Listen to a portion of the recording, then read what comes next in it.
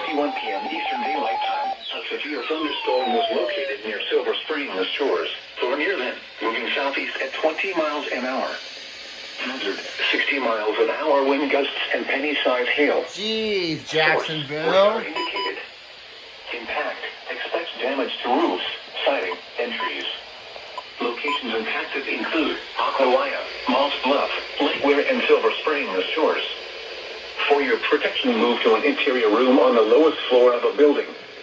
Repeating, a severe thunderstorm warning has been issued until 5:15 p.m. Eastern Daylight Time for the following county: Marion, Florida.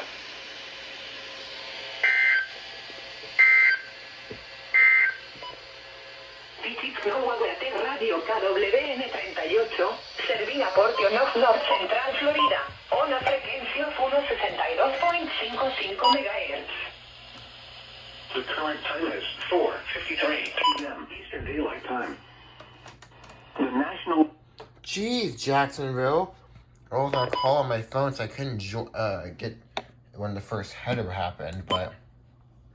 Jeez, and I was just talking about how they might issue an SVR for this. I thought it was going to be for Lake County, though.